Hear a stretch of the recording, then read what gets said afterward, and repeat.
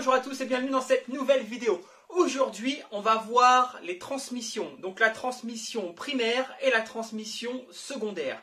On va voir quand il faut les changer, on va voir pourquoi les changer, à quoi exactement ces deux pignons peuvent-ils servir, où ils sont situés sur le scooter. Bon, on va voir un peu tout ça et on va voir l'importance surtout de ces transmissions. Allez, on voit tout de suite tout ça après ça.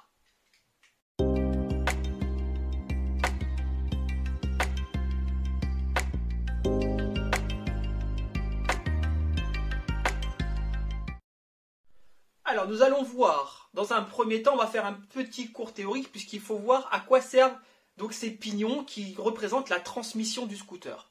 Alors c'est parti, voici un petit schéma. La transmission est composée de deux parties bien distinctes. On a la transmission primaire et la transmission secondaire.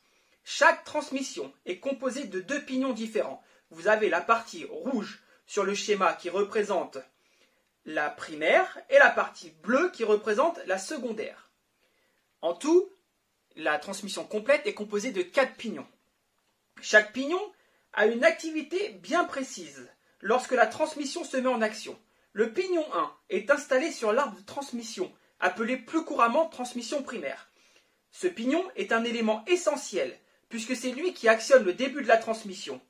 Suivent ensuite le pignon 2 et 3 qui sont situés sur l'arbre et qui fait la jonction entre ces deux pignons.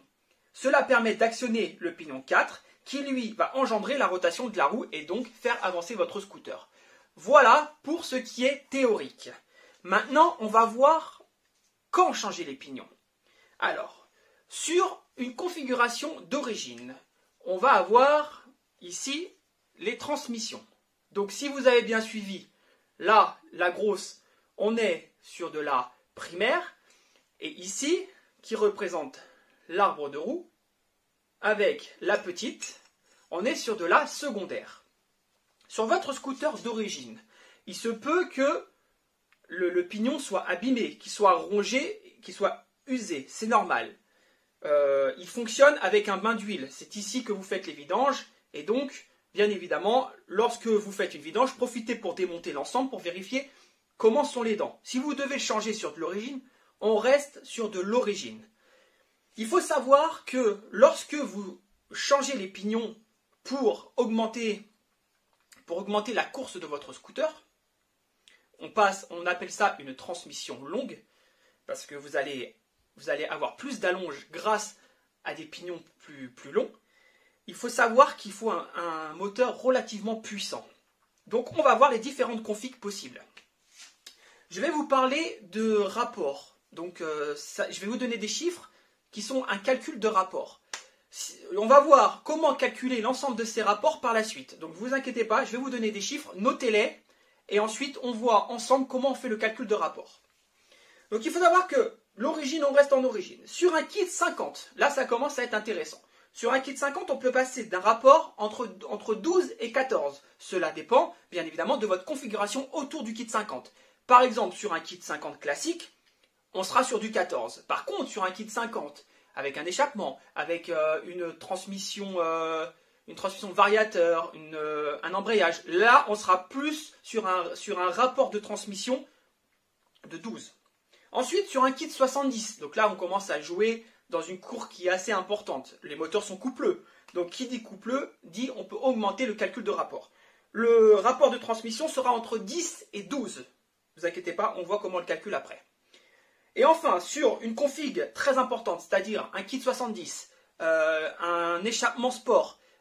Donc quand je dis échappement sport, c'est vraiment un échappement assez puissant du type Polini Evo, de type Most, du Malossi Course. Voilà, donc ça c'est vraiment du gros échappement. Là, on sera entre 8 et 10 de rapport transmission.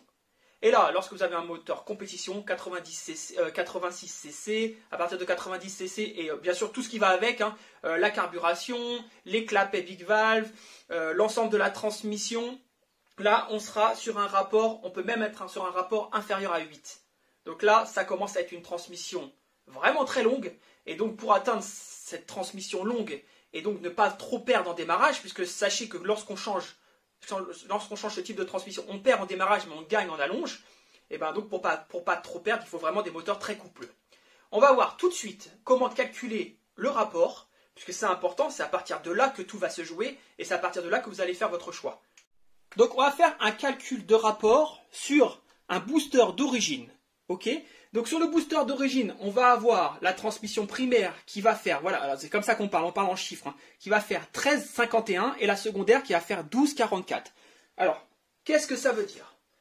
Qu'est-ce que ça veut dire? Eh bien, c'est très simple. Ici, sur ce pignon-là, on a la transmission primaire. Et sur cette transmission primaire, on va avoir ici l'arbre. Ici, on va avoir l'arbre. Bon, là, je ne l'ai pas, malheureusement.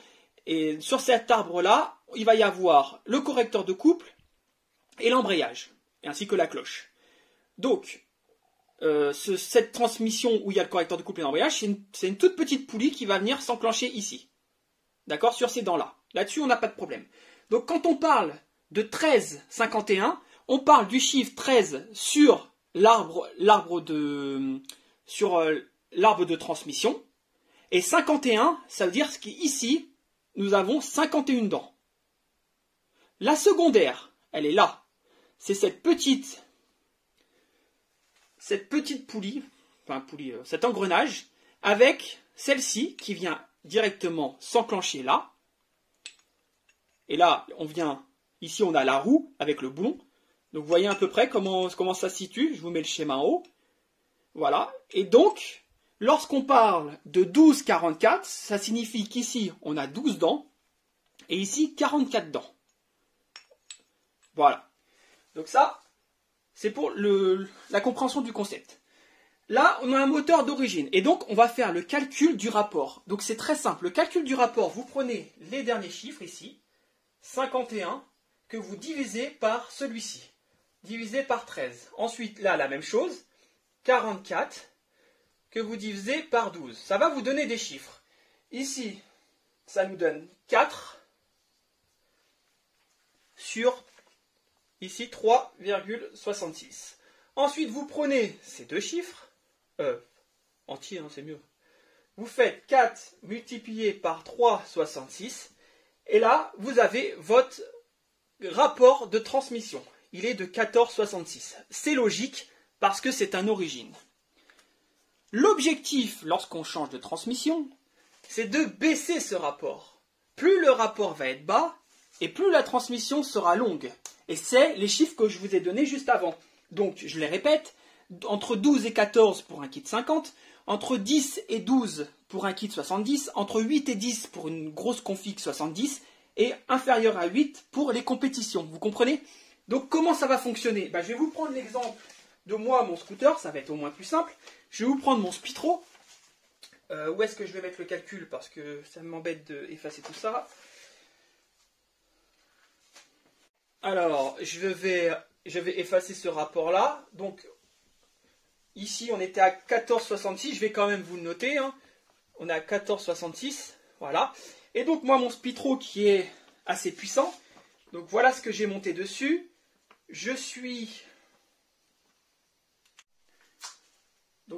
en 14,42 en primaire. OK. Et je suis en 14,41 en secondaire. Donc si on fait le calcul, ici on se retrouve avec 3, que je multiplie par ici on se retrouve avec 2,93, je schématise, hein, ce qui me fait un rapport de 8,79. Donc par rapport à ma config, j'ai une transmission ultra longue, parce que alors, là on est quand même sur une transmission très longue, mais j'ai tout ce qui va avec. J'ai un gros carburateur, j'ai un carbu de 28, j'ai une grosse transmission, j'ai un très gros moteur. Voilà, j'ai tout ce qui va avec. Donc moi, je peux me permettre d'avoir un rapport de transmission de 8,79. Maintenant, c'est à vous de voir sur le vôtre lequel vous allez pouvoir avoir. Même avec un rapport de 8,79, j'ai un excellent démarrage. Et bien sûr, je crois que j'ai gagné de mémoire. Maintenant, c'est de mémoire parce que je suis pas sûr. Je pense avoir gagné 15 km/h de pointe. Donc c'est très intéressant. C'est très très intéressant parce que quand même ça vous fait gagner des chevaux et c'est vraiment un rapport important. Donc voilà ce qu'on peut dire sur la transmission.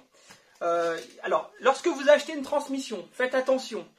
Ici, comme vous avez compris, ici on a la primaire et ici on a la secondaire. Lorsqu'on achète une transmission, souvent la primaire n'est pas pressée dessus. Donc ça veut dire qu'il faut une presse pour pouvoir le monter. Donc faites attention, essayez de trouver des transmissions déjà montées, sinon il va falloir que vous trouviez une personne qui pourra vous le monter à la presse. Ça se monte uniquement à la presse. Cherchez pas à essayer avec un marteau ou je sais pas quoi, ça sert à rien. Ça se monte uniquement à la presse. Donc essayez d'acheter des transmissions déjà faites, afin de moins galérer. Ensuite, il existe des carters de transmission. Donc moi c'est mon cas, c'est ce que j'ai. Ce sont des carters de transmission. Je vous mets les photos. Donc on en a en Polini, on en a en stage 6. D'ailleurs j'aime beaucoup le stage 6 parce qu'il permet, il a un petit capot sur le dessus qui permet de vérifier l'état du pignon lorsque ça nous intéresse de peut-être pouvoir le changer à cause de l'usure. Donc j'aime beaucoup celui-ci. Tout ça pour vous dire que voilà, il existe des carters, c'est pas des carters pour faire joli, pas du tout. C'est juste qu'ils sont beaucoup plus performants car ils sont équipés, contrairement au carter d'origine qui lui n'a rien. Le pignon vient juste s'emboîter dans une partie métallique et vient faire son pivot, vient tourner. Et ben eux, ils sont équipés de cage à aiguille. Et donc vraiment, ça permet d'avoir une transmission qui est plus souple, qui est plus rapide et qui est beaucoup moins freinée par les contraintes mécaniques. Donc ces carters-là sont relativement onéreux, mais ils apportent un vrai plus. Et au niveau de l'usure, croyez-moi que vous avez beaucoup moins d'usure sur un carter compétition. Enfin, je les appelle les carters compétition, mais ce n'est pas vraiment des carters compétition, mais comme on les utilise beaucoup en compétition. Donc vous avez beaucoup moins d'usure sur ce type de carter. Donc c'est vraiment pas pour faire joli, c'est pas juste comme ça, c'est vraiment, c'est encore, lorsque vous voulez atteindre toujours la perfection sur le scooter, ça fait partie des pièces de la perfection. J'espère que cette vidéo vous a plu, j'espère que j'ai été très clair et que vous avez réussi à me suivre et à comprendre l'ensemble des éléments. Si tu n'es pas encore inscrit à la chaîne, je t'invite à le faire, hein, ça permet vraiment de faire évoluer la chaîne et puis comme ça je peux toujours proposer des vidéos toujours un petit peu plus qualitatives. Je te mets en description tout ce qui est possible d'avoir pour que tu puisses comprendre correctement et ne pas regarder 15 fois la vidéo pour essayer de saisir l'essentiel. Et je te dis à bientôt pour d'autres vidéos. Allez, salut les amis!